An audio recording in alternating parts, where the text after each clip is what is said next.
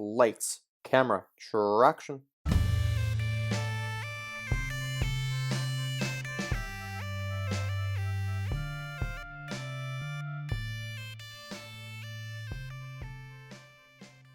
In a grand scheme of things, you have to, at the B2C level, you have to be able to deal with negativity and negative comments and flip it and turn it into something positive where you're able to even raise your level of customer service that much more to your customers. So in all honesty, it's just a lot of building a rapport with the customer. It's a lot of building a base where someone feels comfortable giving you their cold hard cash. It's a difference when you deliver the units yourself. It's not sent by postal services. Even if it's an hour outside the city, you drive it, you deliver it to their door, you give them the unit, it's hand delivered. It just means that much more. You know what I mean? Yeah.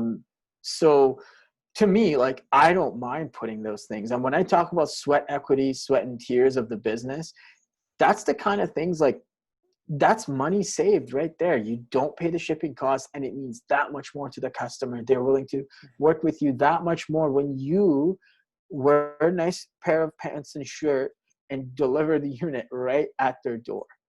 Do you know Yeah. what I mean? And you have a chance to learn more that way too, right? So like, whether it's a positive or negative interaction, you can learn from it. We always hear about that. You can learn, there might be some exceptions. Yes, there are some customers that are just having a bad day. I don't believe anybody has a negative intent. Very few people are evil by their nature. People just might have a bad day and might have said the wrong thing. People make mistakes. But, these people, aside from a select few, the people that say your product sucks, if you actually have the humility to ask them why and ask them what, I think it's very important for every entrepreneur to have, on their tool belt, a handful of really good expressions and sayings and questions to ask the customer. Not so much like, ooh, this is our one sentence zinger about how we sell our product. That's cool too.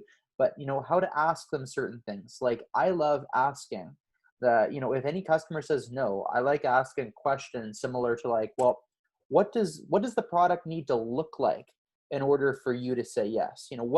Hypothetically, make sure it's not an aggressive question. Hypothetically, what would this need to be in order for you to be interested? You're not interested today. Totally get it. Just help me through some thinking. We're an early stage company. What would this need to do or behave like or look like for you to become interested? And that's how my first customer that I found about 10 in my startup career. That's how I got them to say yes. They first said no, but he was super interested. So I pushed him. And then he said, well, if you could do these 3 things, I'd be very interested. And I was like, shit, well, one of those things, no problem, consider it done. One of those things, let me check back with my team. And the third thing, I think we could do that too. 2 of those things ended up being great for all customers. One was a customization. It was a 5-figure sale. So that's one thing I like about B2B as opposed to B2C.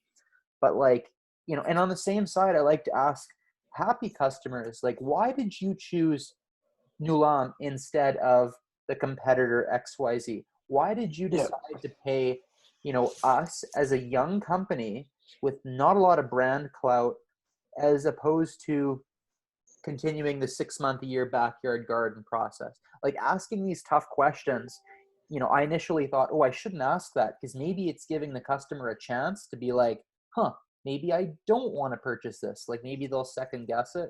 But by asking, like, why are you giving me money? I'm amazed to see what you can learn from that. And you don't know that unless you talk to the customer. And if you're paying a driver, that's some lost golden nuggets right there. Yeah, and honestly, when someone messages you, your business, whether it's for sale, whether it's customer service, whatever it is, don't take a day or 2 to get back to them. 5 minutes at most. Get back to people. Because if someone is really upset about your product for whatever reason, how much more pissed off are they going to be if you took 48 hours to get back to them? Pretty pissed off, right? Yeah. But if you're immediately right there, oh, that's what happened? Have you tried this, this, and this? Okay, you're good now? Okay, good. You're not good? Okay, send the unit back. We'll take care of you. Do you know what I mean? Yeah. And I say that's the advantage that I have in B2C is at the absolute worst case scenario, I can just give someone's money back and take the unit back. Right. Yeah. But at a B2B level, kind of becomes hard to give back 500 grand if you've really screwed up to that level. 100%.